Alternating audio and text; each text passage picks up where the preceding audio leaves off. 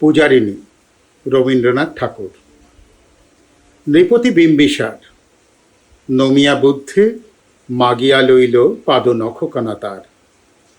স্থাপিয়া নিভৃত প্রাসাদ কাননে তাহারি উপরে রচিলা যতনে।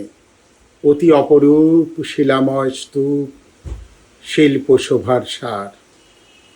সন্ধ্যাবেলায় সূচিবাস পড়ি রাজবধূ রাজবালা আসিতেন। ফুল সাজায় ডালায় স্তূপ পদমূলে সোনার থালায় আপনার হাতে দিতেন জ্বালায় কনক প্রদীপ মালা। অজাতশত্রু রাজা হলো যাবে পিতার আসনে আসি। পিতার ধর্ম শোণিতের স্রোতে মুছিয়া ফেলিল রাজপুরী হতে।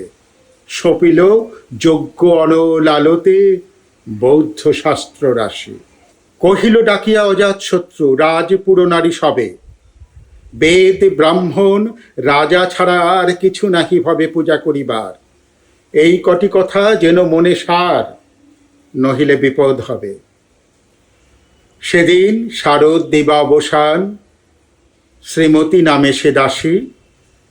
পুণ্য শীতল সলিলে নাহিয়া পুষ্প প্রদীপে থালায় বাহিয়া রাজমহিষীর চরণে চাহিয়া নীরবে দাঁড়ালো আসি। শিহরি সভায় মহিষী কহিলা, এ কথা নাহি কি মনে? অজাতশত্রু করেছে রটনা, স্তূপে যে করিবে অর্ঘ রচনা, শুলের ওপর পড়িবে সেজনা, অথবা নির্বাসনে। সেতা হতে ফিরে গেল চলি ধীরে বধূ অমিতার ঘরে। সম্মুখে রাখিয়া স্বর্ণ মুকুর বাঁধিতেছিল সে দীর্ঘ চিকুর। আঁকিতেছিল সে যত্নে সিঁদুর সীমান্ত সীমা পরে। শ্রীমতীর হেরি বাঁকি গেল রেখা, কাঁপি গেল তার হাত। কহিল, অবোধ কি সাহস বলে এনেছিস পূজা? এখনই যা চলে, কে কোথা দেখিবে, ঘটিবে তাহলে বিষম বিপদপাত। অস্তরবীর রশ্মি আভায় খোলা জানলার ধারে কুমারী শুক্লা বসি একাকিনী পড়িতে নিরত কাব্য কাহিনী। চমকি উঠিল শুনি কিঙ্কিনী, চাহিয়া দেখিল দ্বারে। শ্রীমতীর হেরি পুঁথি রাখি ভূমে দ্রুত পদে গেল কাছে। কহে সাবধানে, ধার কানে কানে, রাজার আদেশ সাজি কিনা জানে, এমনি করে কি বরণের পানে ছুটিয়া চলিতে আছে। দ্বার হতে দ্বারে ফিরিল শ্রীমতী লইয়া অর্ঘ থালি। হে পুরবাসিনী, সবে ডাকি কয়, হয়েছে প্রভুর পূজার সময়। শুনি ঘরে ঘরে কেহ পায় ভয়, কেহ দেয় তারে গালি। দিবসের শেষ আলোক মিলালো নগর সৌধ পরে। পথ জনহীন আধারে বিলীন, কলকোলাহল হয়ে এলো ক্ষীণ। আরতি ঘণ্টা ধ্বনিল প্রাচীন রাজ দেবালয় ঘরে।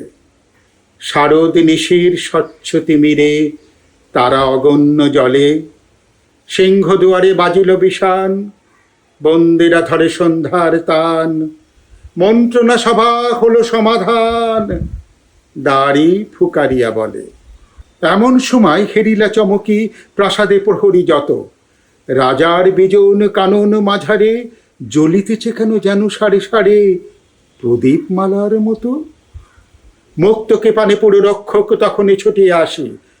কহিল, কে তুই ওরে দুর্মতি, মরিবার তরে করি সারথি।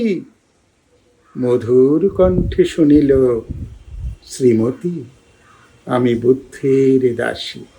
সেদিন শুভ্র পাষাণ ফলকে পড়িল রক্ত লেখা। সেদিন শারদ স্বচ্ছ নিশীতে প্রাসাদ কাননে নীরবে নিভৃতে স্তূপ পদমূলে নেবিল চকিতে সে সারথীর শিখা।